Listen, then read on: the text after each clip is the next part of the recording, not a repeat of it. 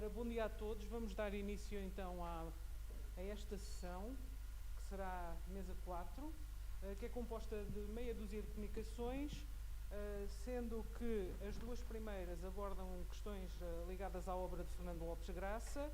Depois temos o Diogo Pinto, que falará sobre o impacto da pandemia nas filarmónicas portuguesas. E depois temos mais duas comunicações, sendo que uma é do Odilon Neto, que ainda não está online, mas temos a indicação que será online, e depois do Pedro Tavares, que também ainda não se encontra presente. Portanto, aguardaremos, poderá estar numa das outras salas. Portanto, eu chamava a Helena para falar sobre as 100 canções castelhanas de Rio do Honor, de Fernando Lopes Graça. Muito obrigada. Obrigada. Então, nós vamos falar então das 7 canções castelhano-portuguesas de Rio do Honor de Fernando Lopes Graça, porque nos interessa não só esta relação entre a música e a componente de texto, mas sobretudo uma música que se vai construir a partir de um acervo de informação que se encontra nesta região de fronteira. No caso particular de Fernando Lopes Graça, sabemos da sua intenção de valorizar o património musical português e, numa determinada altura da sua vida, este interesse acabou por se constituir bastante presente na sua obra e, sobretudo, nas suas intenções criativas. Bem, sabemos que os nacionalismos acontecem, mas os nacionalismos adquirem, no fundo, diferentes rostos conforme as pessoas e a intenção compositiva das pessoas. No caso, as regiões do nosso Portugal, e não só antes de meados do século, mas se calhar até ainda hoje, têm particularidades muito próprias. E Rio do Honor, uma pequena aldeia, para não dizer um conjunto aglomerado de casas, não só na fronteira com Espanha, mas longe, bastante longe, digamos assim, dos meios maiores, no fundo, daquela altura, e nós estamos a ver uma imagem dessa povoação, foi alvo do interesse não só de musicólogos, mas de diferentes pessoas. No caso, Jorge Dias fez um trabalho bastante interessante, que é este Rio do Honor Comunitarismo Agropastoril, fez um trabalho bastante interessante, onde fala desta aldeia, que é um caso particular, no fundo, de um modo de vida comunitário. Esta região, esta aldeia está na região de fronteira, não muito longe de Bragança, mas se nós pensarmos no início do século, finais do século XIX, inícios do século, e até meados, no fundo, do século XX, as estradas e os meios, no fundo, de circulação do nosso país eram bastante precários. E apesar de estar poucos quilómetros de Bragança, para chegar não só a esta aldeia, como para sair dela e fazer, no fundo, vida, era bastante difícil. Sabemos que até quando, no fundo, as recolhas etnográficas começaram a ser feitas, não se conseguia fazer chegar os equipamentos a esta aldeia se não fosse por, digamos assim, por mulas de carga que levavam os equipamentos e tínhamos que fazer por trilhos, porque os carros, os meios, no fundo, os nossos meios mais atualizados, à altura, não chegavam efetivamente à aldeia. Isto é uma imagem de Rio do Honor de Portugal, vista de Rio Honor de Castela. É interessante porque nós temos uma linha de fronteira, temos uma linha de fronteira, mas é quase como nós encontramos muitas povoações cá em Portugal, que é como Janeiro de Baixo e Janeiro de Cima. A povoação quase que, podemos dizer, é o mesmo aglomerado, só que está, de alguma forma, definido por uma linha, no caso de fronteira, e também por uma linha que é o Rio do Honor, que dá o nome a estas duas povoações. Elas são bastante interessantes do ponto de vista do modo como se localizam no espaço de território e esse território, esse espaço e os meios, no fundo, de chegar lá, então, eram difíceis na altura. E isso tudo fez com que todo o património imaterial daquela região se definisse de uma forma bastante genuína. E isto cativou Lopes Graça. Curioso é se nós pensarmos que na viagem a Portugal do Saramago, a primeira povoação que ele elenca naquele conjunto de narrativas é Rio do Honor. E ele também, bem mais tarde do que o Jorge Dias e outros autores que trabalharam sobre esta povoação, refere a genuinidade ainda daquela povoação, e nós já estamos a falar um pouco bem mais tarde. Então, Rio do Honor, do lado de Portugal, e Rio do Honor de Castilha são formados por conjuntos, no fundo, compactos de casas, que têm de prédios rústicos, no caso, que têm até, fala-se, no fundo, que parece o interior de uma colmeia. O modo como se aglomera.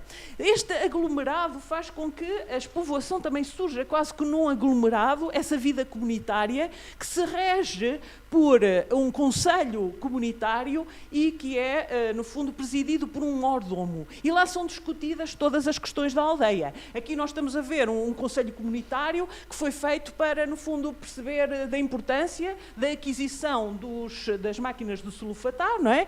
E quanto custariam, como custariam, e aqui elas tinham chegado e estavam a ver a qualidade, digamos assim, do material. Mas não só estas questões que resolveriam questões, no fundo, de trabalho, mas também se houvesse uma necessidade de alguém, se houvesse uma doença, se houvesse o que fosse, era necessário, no fundo, a comunidade reunia, os homens reuniam sobre a presidência desse mordomo e resolviam todas estas questões.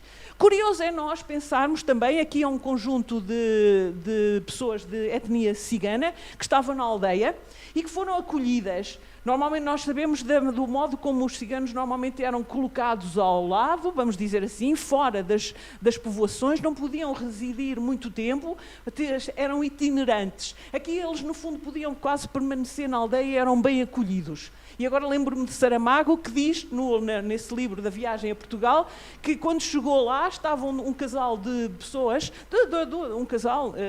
e eles estavam a destilar aguardente. E a primeira reação que eles tiveram foi oferecer a aguardente, que ele diz que ainda estava quente, e como para a aguardente, digamos assim, não ser bebida a seco, a senhora sacou logo de um pão e ofereceu pão. Este gesto, no fundo, de acolhimento que nós encontramos muito na região da Raia, e não é só aqui nas Beiras, mas também, se calhar não, em toda a região da Raia portuguesa. Então, isto tudo nosso interesse é a música, e nós vamos falar, no fundo, destas 7 canções castelhano-portuguesas que partem de uma recolha feita. Nós baseámos a nossa pesquisa no cancioneiro que se encontra naquele livro do Jorge Dias, e temos aqui então um conjunto das moças que, no fundo, cantaram as peças que foram recolhidas. É bastante interessante que já, e como em todos os sítios, existe alguém que é um bocadinho fora da caixa. Aqui está o David, que é um bocadinho fora da caixa, é aquele que é o mais atrevido no meio, no conjunto da aldeia, que questiona na realidade as coisas. E então, e este David também foi importante, no fundo, quando contatou com o Lopes Graça, não só com o Lopes Graça, mas com o Jacomete, com o Jorge Dias e com outros. Porque é uma maneira, às vezes é uma maneira diferente de ver as coisas. De maneira diferente também tinha o Lopes Graça. Então, esta questão vai acontecendo e nós vimos que a música segue, no fundo, ou acompanha a população em todas as situações da vida, seja canções de trabalho, seja nas festas e nas romarias, seja em numerosíssimas ocasiões. Até vamos ver várias, no fundo, situações. Ali acaba por ser situações em que é a festa do Carnaval. Vemos não só a questão do uso da máscara, que nós já falamos também sobre isso, mas também o uso de um pano rendado no rosto para, no fundo, sair, e os homens vestidos de mulheres, para não se conseguir distinguir quem é. A música não exprime, no fundo, não acontece só em momentos de alegria. Nós vamos tê-las em outros momentos. Este conjunto de 7 peças tem nomes bastante interessantes, são baseadas então em músicas recolhidas até meados do século, vamos dizer, foi feito nos anos 50, e esta obra em particular foi composta em 58 e dedicada à Madeleine d'Ax. No caso, se nós olharmos para logo a primeira das canções que nos chama a atenção, ela intitula-se O Marinheiro. E se é uma povoação tão longe do mar, nós podemos questionar, um marinheiro? Na realidade, esta questão coloca-se. E se nós pensarmos ainda, isto aqui é uma outra recolha que nós podemos aceder e ouvir, no fundo, um conjunto de 32 pequenas peças da música tradicional que foi recolhida e que se encontra disponível para quem quiser, no fundo, ouvir e trabalhar. No caso desta segunda recolha que nós aqui mencionamos, encontramos 3 peças, no fundo, cantadas por eles, que estão, no fundo, depois utilizadas por Lopes Graça. Então, a primeira é o Marinheiro. E, como eu estava a dizer, o Marinheiro, nós podemos nos questionar, um marinheiro que é referido numa canção tradicional de uma zona da raia portuguesa tão distante. E aqui fala de uma questão bastante interessante, e nós podemos pensar, não só do meio, mas esta problemática que é a venda da alma ao diabo. Na realidade, é a venda da alma ao diabo. E o diabo aparece-lhe, no fundo, para o resgatar de uma situação problemática, e ele diz, não, nem ouro nem prata, no fundo, a minha alma tu não vais levar. E se nós analisarmos depois a componente musical que está por trás disto, ainda nos torna mais interessante este problema. Vamos dizer assim, a canção chama-se O Marinheiro e é uma peça, uma canção de cegadas, que no fundo é a atividade da ceifa. E isto torna-se ainda mais curioso se nós pensarmos que um tema desta natureza é utilizado numa canção das ceifas. Aqui temos uma imagem recolhida à época, não quando eles estão a ceifar, mas quando o grupo de trabalhadores se encontra, no fundo, a fazer a refeição para continuar a laborar. Mais interessante é ainda, quando nós olhamos para a canção que foi recolhida, que se encontra então no livro do Jorge Dias, e depois a parte musical do Lopes Graça. Percebemos que a canção, ele não altera a canção original. Algumas vezes ela aparece transposta, sim, mas as componentes essenciais desta melodia tradicional encontra-se transcrita pelo compositor, ao qual, no fundo, sobrepõe uma textura no piano que releva as características, no fundo, enunciadas pelo texto original e tradicional. Há uma questão que nós, em algumas das peças é mais evidente, noutras nem tanto. A canção que foi transcrita na recolha de Jorge Dias apresenta um compasso que algumas vezes não é respeitado por Lopes Graça. E se nós olharmos com mais atenção, vamos perceber que a questão da prosódia se calhar é salientada, se calhar não, é salientada por Lopes Graça. Eu às vezes utilizo estas expressões, parece que não tenho. Então, a segunda das canções que nós vamos, no fundo, merecer, porque nós não temos tempo para falar das 7 aqui neste contexto, é a segunda, que é Debaixo da Ponte. Curioso, é uma canção que vem da parte de Rio Honor de Castela e foi recolhida lá e é um bocadinho dramática e curioso. É uma peça que é uma ronda e é cantada como nas vésperas de um casamento. E se nós pensarmos no conteúdo, no fundo, emocional daquilo que é proposto no texto, é um bocadinho complicado percebermos que nas bandarilhas da ponte se balanceiam quando passam e por baixo da ponte encontra-se uma morena a chorar. Então ela vai se casar e está a chorar. Acaba por ser um bocadinho dramático.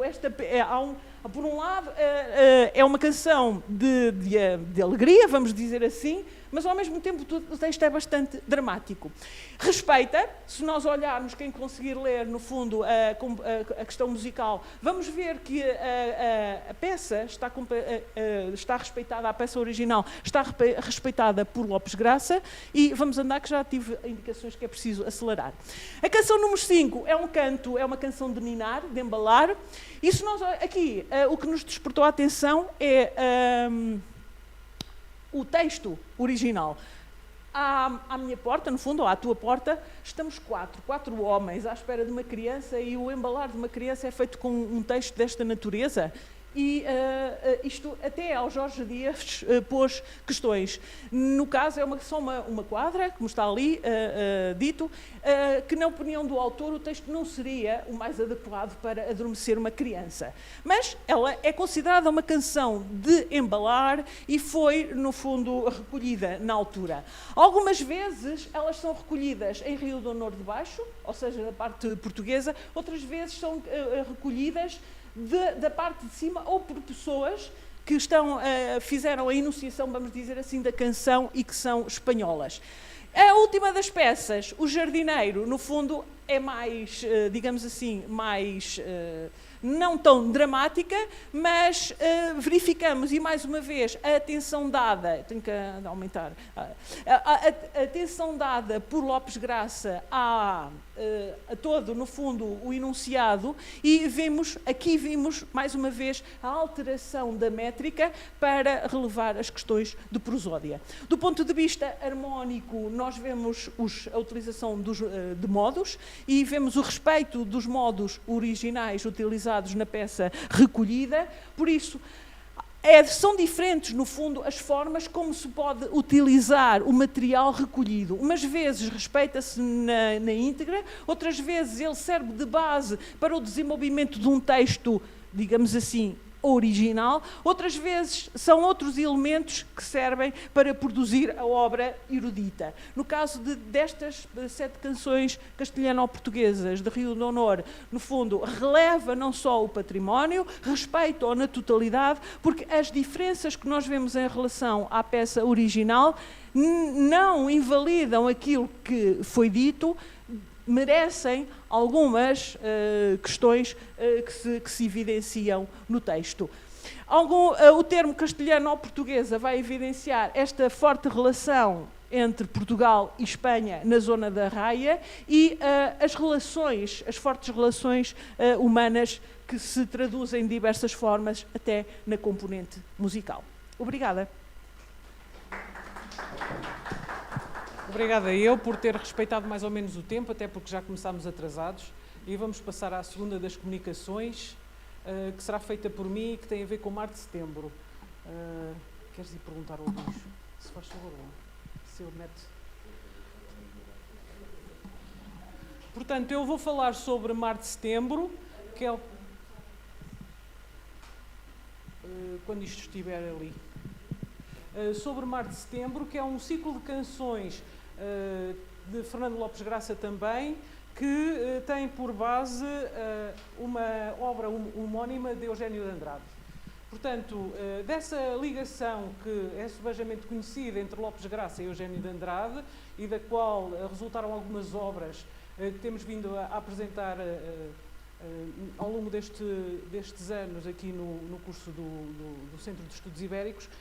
Neste momento vamos falar então sobre Mar de Setembro, que é também um ciclo de canções emblemático e que resulta então desta colaboração e que nos apresenta alguns traços muito interessantes da obra de Lopes Graça, apoiada num conjunto de poemas que também têm na sua gênese uma riqueza imensa a nível daquilo que são as imagens que ressaltam do poema, a nível dos sons e das cores. Ora, este ciclo de canções foi composto precisamente para, no fundo, homenagear o centenário de Debussy, e esse centenário de Debussy apresenta-se aqui não só porque é uma obra ligada ao mar, e nós temos também que falar da presença do mar na obra de Debussy. Ele tem uma obra emblemática que é o La Mer, que é um poema sinfónico, e este Mar de Setembro então aparece também com base naquilo que é então o ressaltar desta imagética, dado que esta obra apoia-se numas férias passadas por Eugénio de Andrade lá em cima no País Basco, e que depois terá transposto então para o conjunto de poemas. Esta obra então foi composta entre 61 e 62, e depois há uma outra versão desta mesma obra que aponta para a introdução de 3 canções, que é o Ostinato, A Tua Sombra e o Espelho. Portanto, na primeira versão não tem este conjunto mais alargado. São depois acrescentadas em 74 ou 75 estas 3 outras canções que fazem todo o sentido para a narrativa que está presente ao longo de todo o texto de Eugénio de Andrade. Portanto, Eugénio de Andrade faz, ao longo deste conjunto de poemas, no fundo, uma descrição não só daquilo que são as suas férias, isto no meu entender, das suas férias ali em Bermeo, no País Basco, junto ao Golfo da Biscaia, mas também faz uma descrição de toda a questão que se põe em relação ao conflito que se gera e que está presente em toda a sua obra, o conflito que tem em relação à sua vivência amorosa e tudo aquilo que é a presença do amor na sua vida. Presente também nas simbologias que ele dá e que está também presente ao longo da sua obra, que são os 4 elementos que nos são descritos por Empédocles, já no século V a.C., e que tem a ver com a descrição em relação àquilo que é o terra, fogo, ar e água, os 4 elementos principais, e que estão presentes também ao longo de todo este ciclo Mar de Setembro. Estes elementos, não é, que estão relacionados com a luz, com o verão, o fogo, com a leveza e no fundo o aspecto diáfano e o vento, o ar, a terra com as dunas e a areia, e a água com a fonte, o rio e o mar. Isto aparece presente na obra do Eugénio de Andrade, ao longo dos poemas, descrito de uma forma direta, e alguns deles até nos levando a deambular na imaginação sobre aquilo que ele quer dizer com a forma como ilustra a presença da água, do fogo, da areia, neste caso, e do vento, e na relação entre os dois amantes, que no fundo será aquilo que está a acontecer nas férias que ele está a passar. Portanto, tudo isto aparece, e com uma imagética que se retira dos textos, que é, no meu ver, deliciosa. Assim como, e deixemos ao termo delicioso, delicioso não só porque nós temos que mastigar as palavras, não só para as ouvir, mas para as sentir e para as entender, mas também porque nós podemos, no fundo, olhar para aquilo que é a partitura, que está ali a primeira página ao lado direito, e que nos dá também essa imagem do que é o mar, o ondular. E temos vindo a notar que há uma presença na oposição entre ritmos de divisão binária e ternária, e não só o uso da quialtra, para que haja uma oposição entre os tempos de divisão binária e ternária, e que no fundo nos levam a esta ondulação, presente também, e estava à espera desta imagem aqui da onda que foi feita por Hokusai, e que no fundo ilustra uma das primeiras edições do La Mer de Debussy, esta onda que no fundo é o ondular das águas, o ondular dos corpos, o ondular daquilo que é o vai e vem das emoções, presente ao longo de todo este ciclo de canções. Portanto, há aqui um enaltecer daquilo que é as relações amorosas e aquilo que poderá transcorrer para fora desse universo. Universo esse que vai sendo transcrito ao longo do ciclo de poemas por esta pausa. Algumas delas são-nos dadas por pausas, não só pelos elementos longos, nas pedais que ele usa, nos acordes longos, portanto nos tempos longos, mas também pela pausa naquilo que é a cristalização dos agregados. Eu permito-me falar em agregados, embora possamos ver aqui alguns modos e alguns modos transpostos, mas a harmonização é feita basicamente com estruturas de quartas, portanto vou-me remeter para o termo agregado. Agregado esse que também poderá dar-nos alguma ideia daquilo que será depois a transformação da música ao longo de todo o século XX. Há também, e temos vindo a notar, o uso de métricas distintas. Estas métricas são bastante importantes e desenvolvidas ao longo do século XX, principalmente a partir dos anos 50, não só na Europa, mas também nos Estados Unidos, e métricas essas que nos dão, inclusive, velocidades diferentes no aparecimento. Portanto, o piano estará numa velocidade, uma indicação metronómica completamente diferente da voz, e essas diferenças métricas, a nível não só da questão das durações, mas também dos tempos, mas que no fundo depois confluem no final e apaziguam-se. Apaziguam-se não só pela condução melódica e harmónica, mas também depois pelo repouso que nos é dado pela questão ligada à métrica das duas vozes. Portanto, existe aqui uma imagem muito bonita daquilo que é aquilo que se passa e aquilo que é esta zona do Golfo da Biscaia e tudo aquilo que ressalta então nesta sua permanência. Eu não gostaria de tirar tempo aos outros oradores, portanto eu vou andar um pouco mais rápido, e nesta canção O Espelho acaba por ser, na minha perspectiva, também emblemática, Porque no espelho, nós, e alguns dos autores do século XX têm trabalhado esta questão, que é o espelho, é o eu, o outro, a integração do outro em mim e tudo aquilo que é o reflexo do outro naquilo que eu sou. E ele trabalha também isto neste poema, O Espelho. Portanto, existe aqui um manancial de imagens, um manancial de riqueza a nível não só do texto literário, mas também do texto musical, que convido a quem está a olhar para ele com mais demora, não só estes 8 minutos que me são dados para estar a falar, e toda a estrutura harmónica e melódica. Reparem como ele aqui, só para vos dar um exemplo, ele aqui numa questão de arpejo, ele constrói o agregado, o acorde, e depois dá tempo a que a voz no fundo, se expresse, e há sempre esta alternância entre os dois. Da mesma maneira que há entre duas pessoas, há entre dois elementos, que é o piano e a voz, e o diálogo que se estabelece entre os dois, e que depois, no fundo, existe uma forma de desenvolver que dá, no fundo, espaço a que cada um deles viva, cada um deles se expresse, mas sempre com características distintas. Nós vemos que a voz tem uma estrutura métrica e uma estrutura melódica completamente diferente do piano, que se complementam e, no fundo, caracterizam dois personagens diferentes, com duas personalidades completamente diferentes, mas que, no fundo, depois até se integram um no outro e acabam por seguir elementos de umas linhas para, portanto, a linha do piano para a voz, e a voz a ser, no fundo, apresentada depois também no piano. Portanto, há uma forma de integração dos dois. Portanto, concluindo, posso-vos dizer que foi com um enorme prazer que, mais uma vez, trabalhei sobre Eugénio de Andrade e Fernando Lopes Graça, não só porque é um dos autores de relevo no século XX para trabalhar a música tradicional, até pelas recolhas que faz com o Giacometti, mas, e acima de tudo, porque todas as imagens que ressaltam da obra que ele compõe e da obra de Eugénio de Andrade são, no fundo, muito bonitas, e levam-nos a que o imaginário nos leve para todos os locais que ele consegue depois, no fundo, traduzir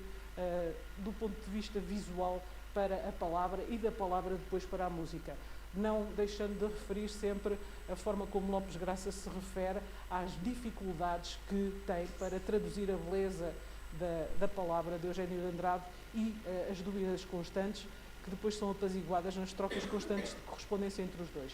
Muito obrigada. Darei agora lugar ao Diogo para falar sobre as bandas filarmónicas. Obrigada.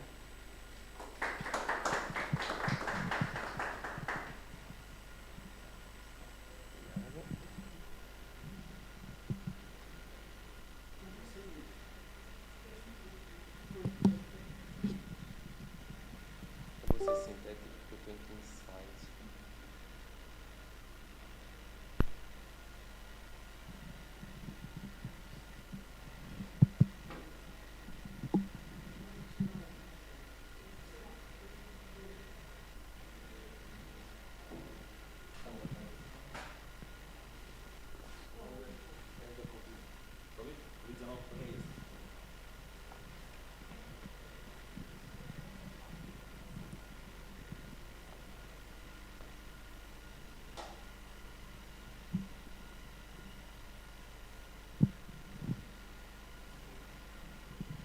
Portanto, bom dia a todos. Eu agora venho falar aqui de um tema que não é muito abordado na geografia, pelo menos, que é relativo às bandas filarmónicas, declaração de interesses de toque de 17 anos numa banda filarmónica, saxofone alto, e no pós-pandemia nós tivemos 1 ano e meio parados, mais ou menos, totalmente parados, e era perceptível que as coisas não estavam iguais.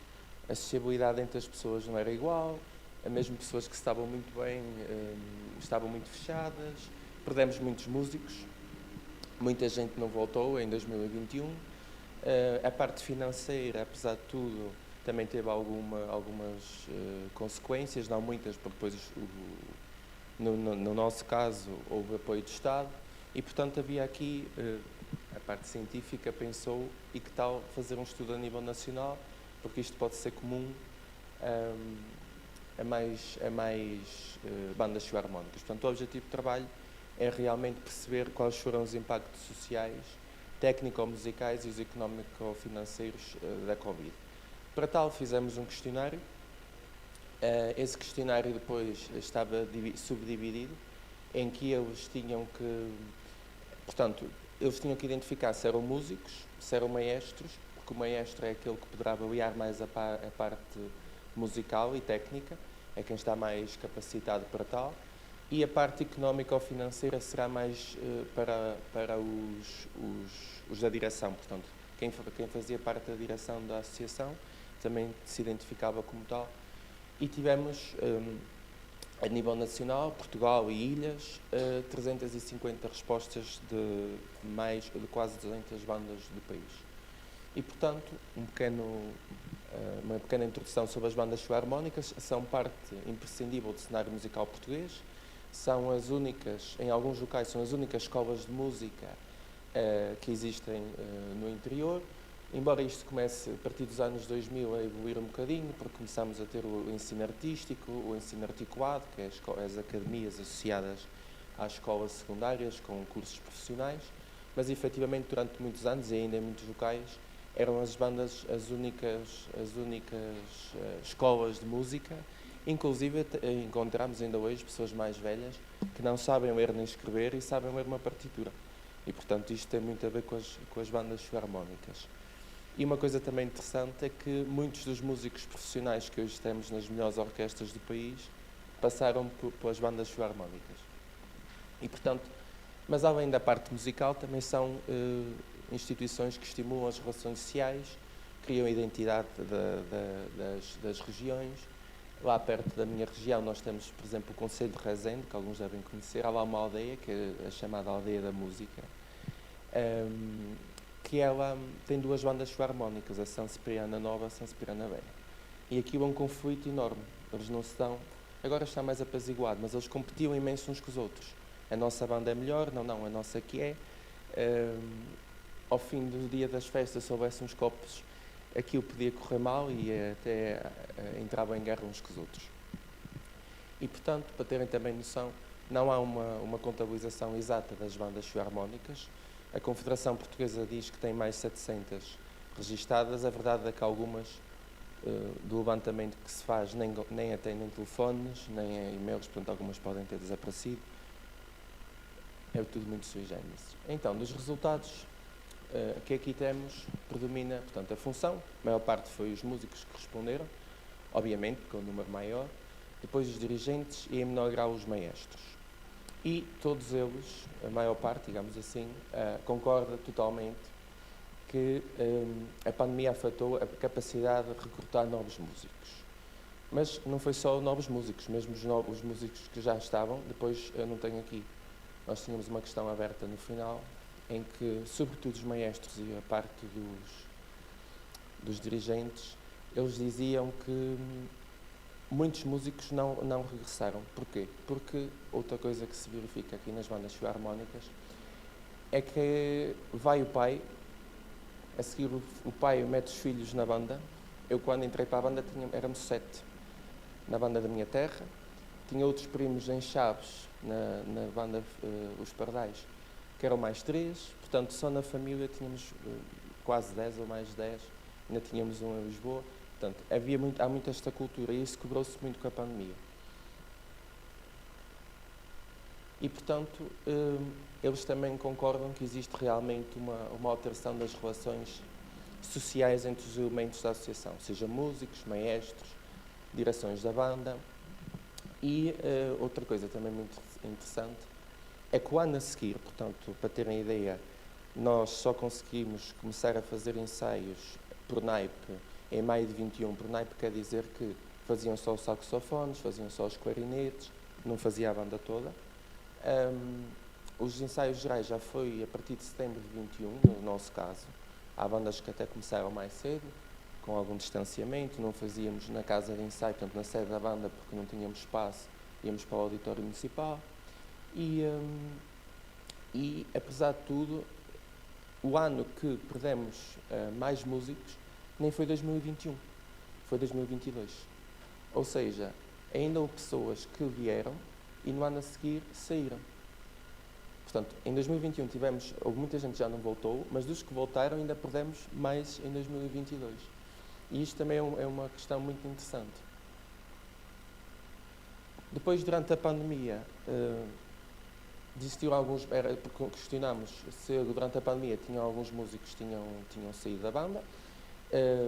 Cerca de 75% concorda que sim, 24,1% discorda da mesma. Portanto, houve realmente aqui muitos músicos que desistiram das bandas filarmónicas. Outra questão que eu não pus aqui tem a ver com as escolas de música. Há bandas que têm acordos com academias. Hoje já há uma série de academias e conservatórios. Nós lá em Baião, por exemplo, desde janeiro temos o Conservatório de Música, e então as bandas o que vão fazer vão perder em parte a sua escola de música própria, esta banda, a minha banda, que é a Banda Marcial Dança de Cada Fota, ou a Banda Santa Marinha, e vamos começar a passar a formar os alunos, os estudantes, no conservatório. Mas os outros concelhos, Sinfãs, o Marco, também já faz isso. Portanto, há aqui realmente uma profissionalização do ensino da música, mas ainda há muitas bandas com escola de música. E nós também tínhamos questionado se realmente havia uma dificuldade de captar jovens.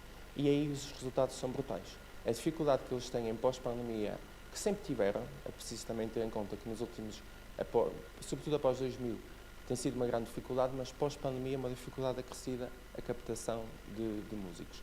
Nós chegámos a ter em 2017 mais de 50 crianças na escola de música, só na banda Dancedo, hoje temos 8. E, portanto, a diferença porque depois também há a questão da família. Se sai um elemento, podem ser 2 ou 3. Isto é uma parte boa, mas também tem a componente mais negativa. Na qualidade artística, nós quisemos saber se tinha sido afetada.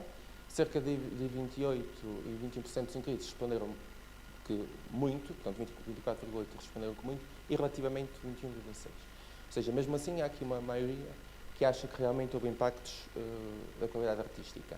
E teve que haver, porque nós também depois falámos com alguns maestros, eles diziam que foi 1 ano e meio sem qualquer tipo de atividade, sem qualquer tipo de ensaio, e portanto a qualidade artística foi impactada. Ao mesmo tempo, depois, quando regressam, há músicos que não voltam. E depois, a banda informática é muito curioso, porque nós temos ali vários níveis de músicos. Temos músicos muito bons, temos músicos bons e temos músicos, não vou dizer maus, mas amadores. E, portanto, este mix de tudo, o resultado final, se for bem trabalhado, é muito positivo. E, portanto, normalmente todos sobem na sua qualidade. E quando perdemos algumas peças-chave, isso pode afetar muito a qualidade artística das bandas. E há algumas bandas isso realmente aconteceu. Nós também questionamos se eles que já vão conseguir no pós-pandemia manter ou melhorar a qualidade musical da banda, da associação, não é? Porque normalmente a banda é uma associação, está legalmente uma associação recreativa. A maior parte, 37,3% diz que razoavelmente, 22,9% diz que muito. Portanto, de uma forma geral, concluímos que eles consideram que conseguem manter ou melhorar a qualidade artística da associação. Obviamente que isto depois aqui precisava de alguns estudos de caso, porque, por exemplo, nós na minha, e mesmo a outra lá de Santa Marinha, que eu conheço mais relativamente bem, e as de Resende, realmente há aqui eu posso dizer que a nível de qualidade musical ainda não estamos aos níveis pré-pandemia. Nós na pré-pandemia fizemos concertos de pop rock, com os Quinta do Bill e tudo.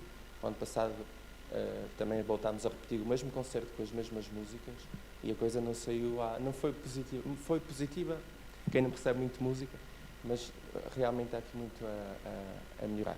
Depois os impactos económico-financeiros, isto sobretudo, há aqui uma percentagem do não sei porquê, porque esta informação é muito ligada à parte da gestão, ou seja, da direção das bandas. Mas efetivamente nós queríamos saber se a suspensão das atividades estava em risco de encerrar as suas atividades. A maior parte disse que não, e se a banda suspendeu totalmente a atividade, 60% diz que sim, temos ali 40% diz que não, o que é curioso porque as regras eram muito restritas no que dizia respeito à aglomeração de pessoas. E também ainda sobre isto, esta questão do encerramento deve-se simplesmente, e isso também depois percebeu-se nas respostas abertas dos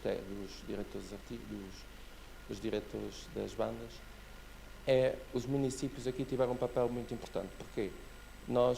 Muitos municípios dão uma verba anual para as associações e continuaram a dar a verba anual para as associações. Porque as associações tiveram que pagar aos músicos não, mas tiveram que pagar os maestros, porque isso é algo contratualizado. Portanto, houve maestros, obviamente, que facilitaram, fizeram desconto, não fizeram dinheiro. Há bandas que, por exemplo, o maestro recebeu dinheiro e depois o maestro devolveu à banda em instrumentos, comprou.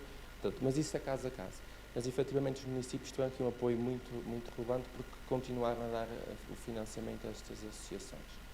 E depois, aqui uma que eu também, para vos mostrar, nós questionamos se a suspensão das atividades foi difícil aqui dar despesas e 21% concorda totalmente com a afirmação, mas só 5,2% diz concorda com a afirmação. Portanto, realmente, a questão financeira, houve impactos em algumas bandas, mas não foi realmente a mais problemática, porque a mais problemática acaba por ser, já passei um bocado de tempo, a questão da técnica e a questão da sociabilidade. Portanto, o papel das bandas filarmónicas é incalculável, sobretudo nas áreas rurais, são instituições muito relevantes na inclusão dos jovens, acabam por ser projetos comunitários, são embaixadoras das suas regiões, das suas terras.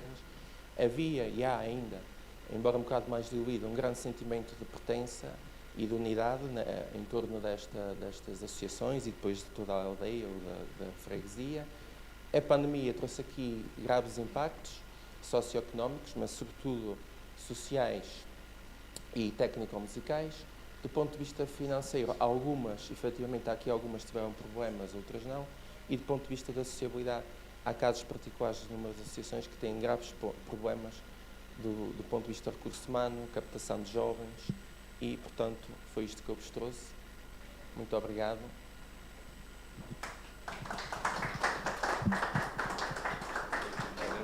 Bom, eu agradeço ao Diogo por ter cumprido mais ou menos o tempo e eu gostava de saber se por acaso o Odilon está em linha. Estou sim, professor. Está Está. conseguindo ouvir? Sim, sim. Ok, então eu dava-lhe 8 minutos, no máximo 10. Está bem, Odilon? E dava-lhe então a palavra, ok? Vou pedir para porem o... Tem PowerPoint? Tem algum documento de apresentação? Sim, professor. Ok.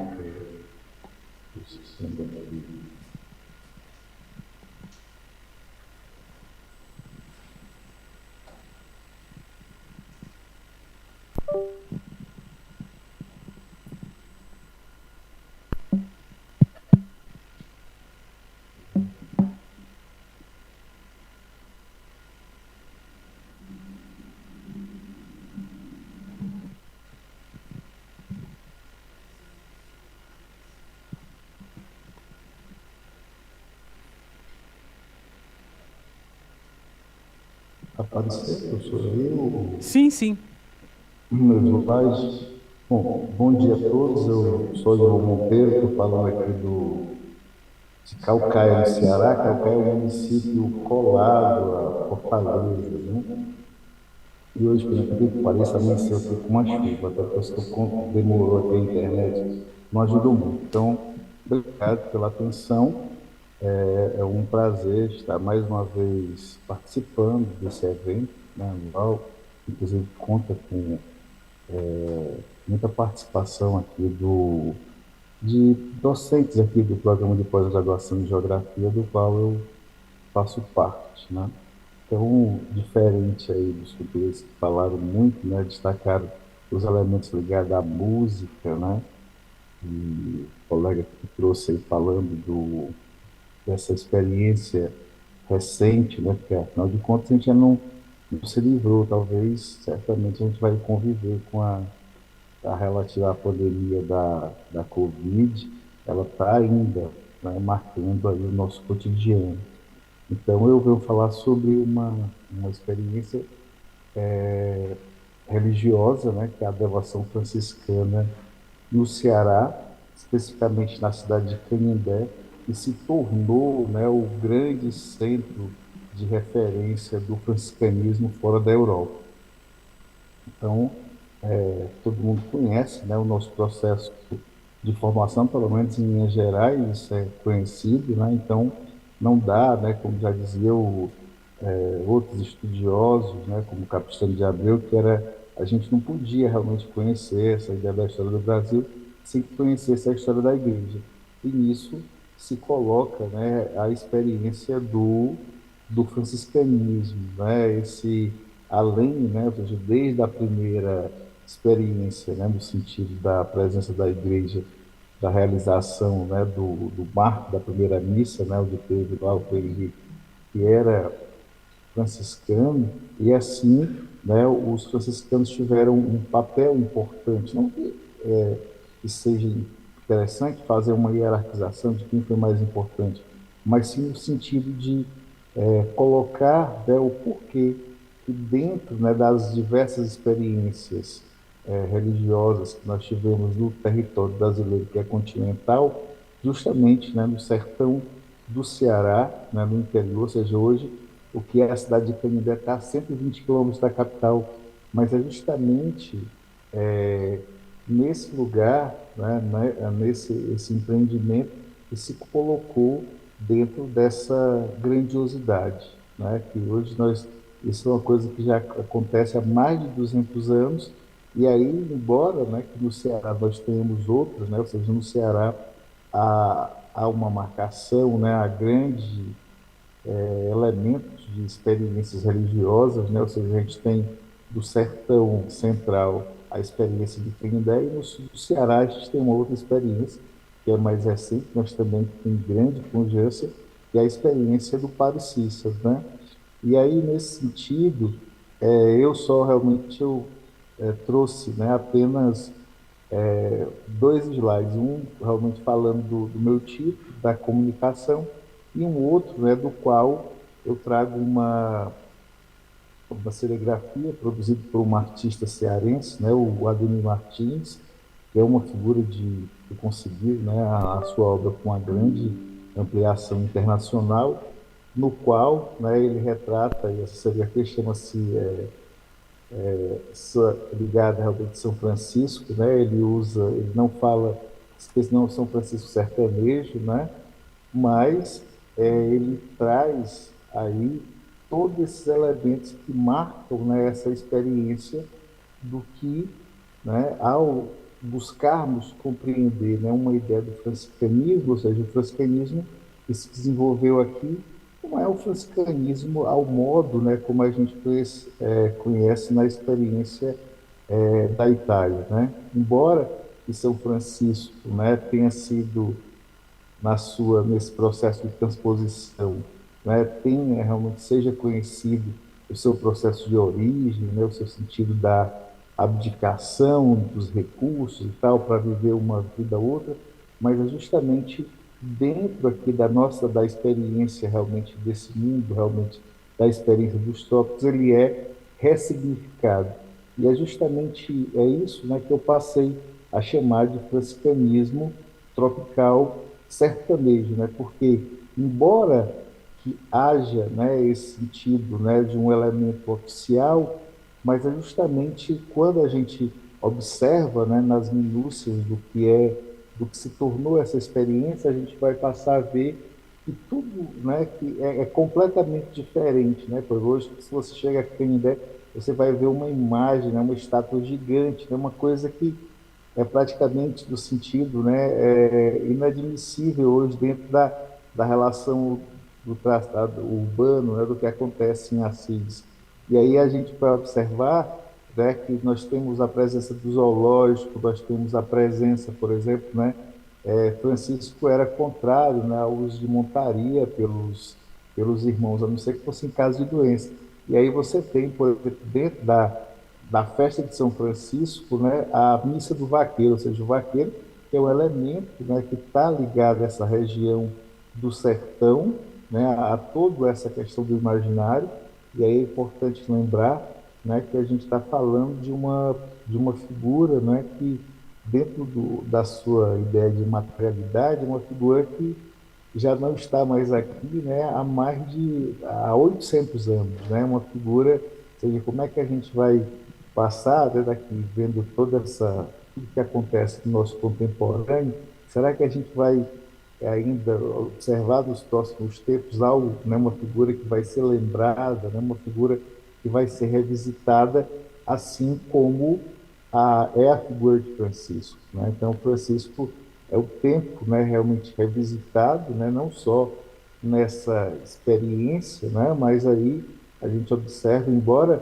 se tenha, né, a gente tem a gente percebe, né, a gente fica meio que numa sintonia com o caos, né, em especial agora por conta desses últimos eventos que a gente tem percebido, né, embora acredito que vocês que estão aí na Europa sintam isso ainda muito mais próximo, mas Francisco é essa figura que é o tempo inteiro revisitada, né, nesse sentido que retomado para mostrar, né, toda essa ideia, né, com cuidado, né, da necessidade de cuidar da terra, de cuidar das pessoas, né, e é justamente dentro, né, dessa polissemia, né, que a gente observou que aqui, né, essa experiência que se constrói, né, a partir desse cotidiano, né, geralmente quando a gente observa, né, a ideia do sertão, todos os elementos, né, a relação com o lugar, a relação da paisagem, né, toda essa relação, né, que a gente está falando aqui, inclusive no evento que vai discutir no território, tudo isso está sempre ligado a essa ideia, né, de uma relação com o sofrimento. Mas é justamente dentro de toda essa marcação, de todo esse processo que se insurge essa experiência, que é essa experiência de Canindé, dessa cidade, né, que é uma cidade de médio porte, né, não é uma cidade, e é uma cidade que também, né, assim como as cidades que têm características próximas, né, tem uns grandes enfrentamentos, né, que eu não vou entrar em detalhes para falar dessa caracterização da cidade. Mas sim, de Odilon, tudo. Sim, professora? 1 minuto. Tá ok, professor, obrigado. Então, nesse sentido, é, nesse espaço, né, nessa construção que nós temos essa experiência, né, que se destaca, ou seja, a própria, né, em termos oficiais, que se coloca como sendo essa grande, né, a segunda maior experiência, ou seja, a experiência mais significativa fora da Europa. Então, agradeço a atenção, agradeço a oportunidade, desejo um bom dia de atividades a todos que estão aí do outro lado do Atlântico. Grande abraço. Muito obrigado. Obrigado, Odilon. Obrigado por ter cumprido o tempo. Eu agora chamava o Pedro, por favor, ok, para fazer a sua comunicação, que já chegou.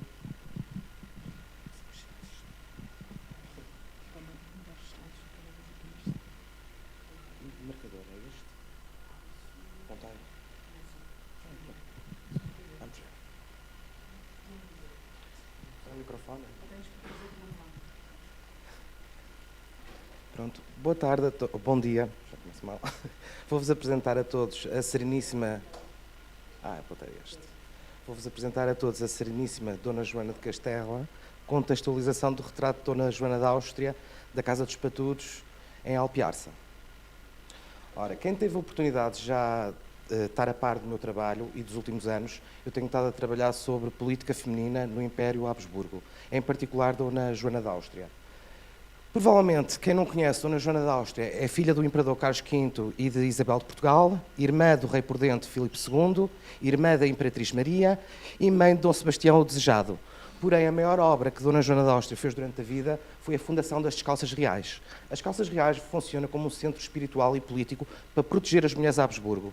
Porque Dona Joana da Áustria, depois de o marido ter falecido e ter dado à luz, foi obrigada a ir reger a Espanha com 19 anos de idade. E nesse período conheceu Francisco de Borja.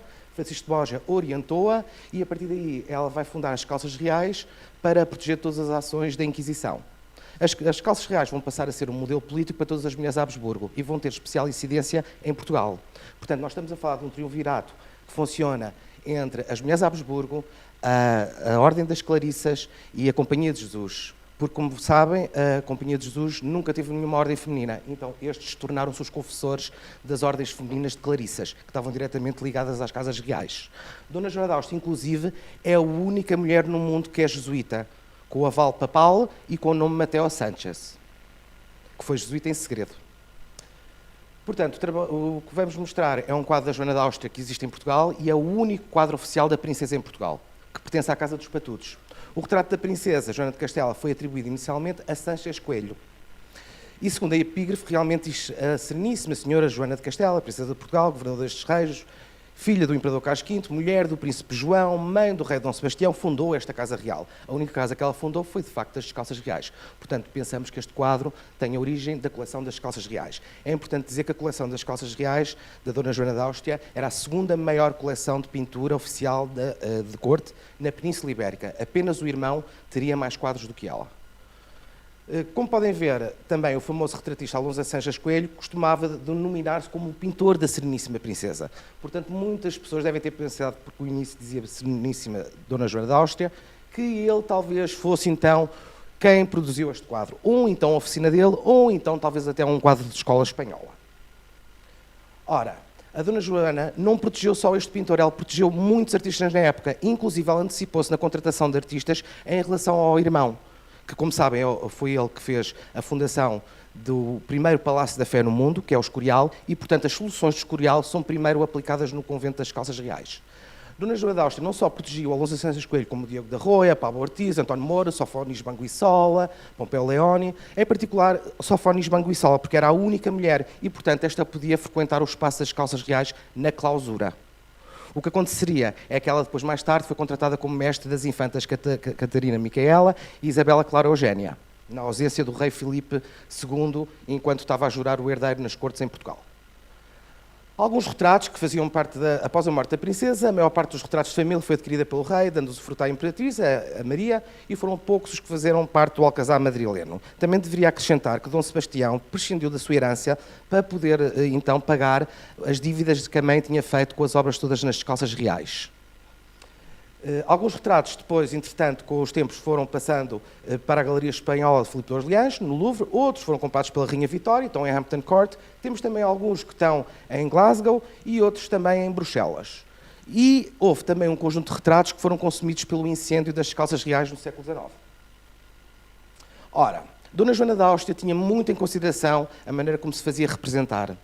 Eu, num dos trabalhos que apresentei, costumo dizer que a imagem da princesa era less is more. Portanto, Dona Joana da Áustria, como jesuíta em segredo, iria talvez apresentar-se da maneira como nós imaginaríamos aquilo que era uma freira jesuíta. Dessa forma, ela poderia ter os vestidos de maior luxo, etc. Temos aqui, por exemplo, se forem a ver com cuidado, temos uma toca de cabos, em que Dona Joana punha logo imediatamente, em vez do joiel, uma medalha, que é de Filipe II, que era para mostrar qual era a sua descendência. Toda ela tem um visual em negro, já que negro eram os tecidos mais caros da época e mais difíceis de manter. E se forem a ver, todo ele trabalhado em pedrarias negras, com muitos pormenores, inclusive podem ver que a gorjeira era pequenina, lembra, no entanto, quase uma gola jesuíta, etc. Portanto, este visual é o tal visual less is more, na altura que ela estava a governar Madrid. E ao lado, o quadro que estamos a ver, que é da Casa dos Patudos, é a mesma altura. Se forem a ver, apresenta diferenças significativas. Ela aparece quase com um colar, que não sabemos bem de que tipo de pedraria é, parece ouro, e também parece que seja de rubis. Uns broches também de rubis, juntamente com um cinto, um trabalho todo a ouro, de um lado, do outro, todos brodados, as mangas de punta também todas trabalhadas a ouro. Portanto, estamos num visual extremamente rico. Se nós formos a ver esse visual extremamente rico, é muito mais semelhante ao quadro da Joana da Áustria, que foi pintado na corte portuguesa, que é o único quadro que temos dela, já que ela apenas permaneceu 3 anos em Portugal. No quadro da corte portuguesa, nós podemos ver que é um quadro muitíssimo simbólico. Tem logo atrás da princesa uma coluna, que significa, então, as colunas dos trabalhos de Hércules. Depois o pai dela, Carlos V, dizia-se descendente de Hércules. Todas as mulheres de Habsburgo faziam-se representar com uma coluna atrás. Também podemos ver que ela está com as joias da regália do Império todas na cabeça. Até esta cruz, que é de diamantes, era do tamanho, praticamente, do seu chinon. Portanto, também o próprio penteado, que era uma cófia de papas, era o último grito da moda em Espanha na altura. Também vemos que a parte toda da bandelete por cima do cabelo de diamantes, com pérolas, e principalmente uma pérola à frente, não temos a certeza se será a Huerfana. A Huerfana era uma pérola bastante conhecida, oferecida por Dom João III, que era do tamanho de um ovo de pomba. E, portanto, em Madrid ela mostrava muito às pessoas e tinha muito orgulho na pedra. Este conjunto que nós vemos todos de botões de ouro, com rubis, com cinta em rubis, etc., são oferecidos por Dom João III, e é um conjunto de joias que vêm da Índia. Também, outra coisa importante a referir, talvez das mais importantes, é a criança.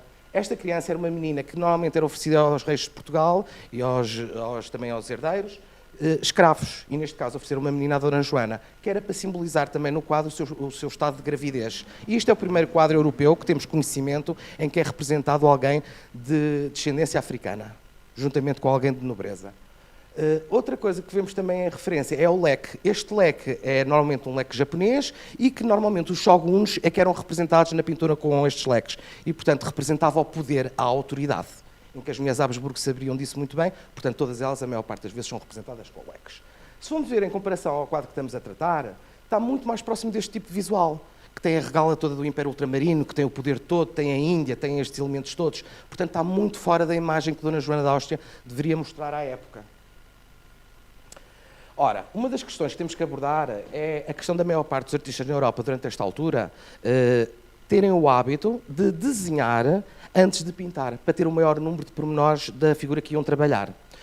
Eu pus Holbein, porque é um pintor bastante conhecido na corte inglesa, e ele pintou a maior parte das pessoas da corte, e como podem ver, os retratos que ele fez de Henrique VIII são muitíssimo pormenorizados. Depois ele passaria algum tempo com o rei também, para poder fazer alguns acertos a nível de patine, de tons, etc. Também haveria outra questão, que é o seguinte: muitas vezes estas pessoas que são pintadas envelhecem e passam 5, 6 anos. Ele, à partida, iria usar então primeiro o desenho dele, e depois estaria com a pessoa para fazer as alterações da idade, etc. Portanto, nós podemos imaginar que o mesmo aconteceu com Dona Joana da Áustria. Outra curiosidade, Holbein aprendeu isto com Leonardo da Vinci, porque na altura esteve em França e teve a oportunidade de estar com Leonardo da Vinci e ele ensinou-lhe esta técnica.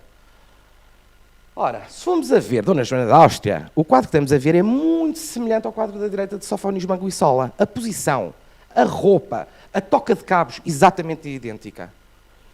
Até a medalha de Carlos V que ela segura, que não é uma de Filipe II, mas uma de Carlos V. E se formos ver também a própria estrutura da toca de cabos em cima, desculpem, puxei para a frente, esta estrutura aqui em cima da toca de cabos, etc., tem exatamente o mesmo pormenor. O cabelo, que era o último estilo francês que se usava na Europa. Portanto, a única coisa que está diferente é este conjunto de elementos em ouro. Ora, isto era muito comum copiar em quadros na época. E realmente vemos aqui um retrato da Dona Joana da Áustria, de Roland de Moin, que copia exatamente o trabalho de Sofónios Manguissola. Este trabalho, então, como vocês veem, se formos a ver mais à frente, que eu queria chamar-vos a atenção, na primeira coluna vemos Carlos V, na segunda Filipe e depois temos Dom Sebastião. Se forem a ver, eles exageravam muitas vezes, os pintores, aquilo que eram os traços dos Habsburgo. Em cima temos mais ou menos como era Carlos V, que tinha prognatismo, que tinha o lábio de baixo mais grosso, o nariz aquilino, em baixo já é muito mais exagerado. O mesmo acontece com Filipe. E quando vamos a ver Dom Sebastião, ele apresenta as mesmas coisas, o lábio de baixo mais grosso, pôr um bocadinho de prognatismo, o nariz marcado, porque isto eram os atributos de Carlos V. E estes eram os descendentes de Carlos V. Portanto, era isso que também acontecia com Joana da Áustria. E há uma tendência dos pintores italianos de realçarem esses atributos. Se vamos a fazer uma comparação rápida, em cima temos Dona Joana da Áustria da Casa dos Patudos, logo a seguir Sofónios Manguissola e 2 quadros de Alonso Sanches Coelho em períodos diferentes de Dona Joana da Áustria. Nós vamos ver que os elementos da cultura material são muito parecidos, mas aqueles 3, a nível do rosto, etc., são quase iguais. Já este, Joana da Áustria, a nível do rosto está completamente alterado. Até o tom. Agora, se formos a ver em pormenor, no entanto, vemos logo imediatamente que as orelhas são idênticas. A orelha de baixo é exatamente idêntica à orelha de Sofónios Manguissola. Já estas duas, que são do mesmo pintor, são de outra maneira. Portanto, nós questionamos acerca destas coisas. O que é que a gente acha? Que foi alvo de um restauro estilístico. E aqui temos o quadro de Isabela de Medici, que na altura vitoriana foi completamente alterado no rosto, porque não tinha a ver com os cânones da altura vitoriana. E se formos a ver ao lado, até inclusive a urna foi retirada. Este trabalho foi um trabalho de restauro que é relativamente recente e que podemos ver pela primeira vez como é que realmente era Isabela de Medici. Ou melhor, para os vitorianos, talvez aquele nariz e a maneira como ela se apresenta não era um sinal de beleza, mas, no entanto, o que é que interessaria? Era a pele, que era quase porcelana, era o facto de não ter sinais, etc. Portanto, isto é que era uma mulher bela, uma sedutora. O mesmo acontece, se forem a ver, no quadro de Joana da Áustria, em que vemos que a patine também é amarela, então há uma oxidação dos vernizes. Portanto, o quadro também não foi sujeito a nenhum tipo de restauro, nem nenhum tipo de trabalho. Por fim, eu gostava de vos mostrar exatamente como era a Dona Joana da Áustria. Isto é o quadro mais próximo do que é a Dona Joana da Áustria, a nível de imagem. Como veem, há sempre uma tendência de exagero dos traços por parte de pintores italianos. Obrigado. Eu tentei ser rápido, desculpem. Podia falar mais devagar. Obrigado, Pedro, por ter cumprido o tempo. Eu gostava de saber se por acaso tem alguma questão rápida, apesar que, e dado que começámos atrasados, se calhar era talvez mais interessante se conversassem nos corredores. Tem alguma questão? Então dava por terminada esta sessão e passava então a oportunidade a que fosse disputada a outra mesa, ok? Muito obrigada pela vossa atenção e até já.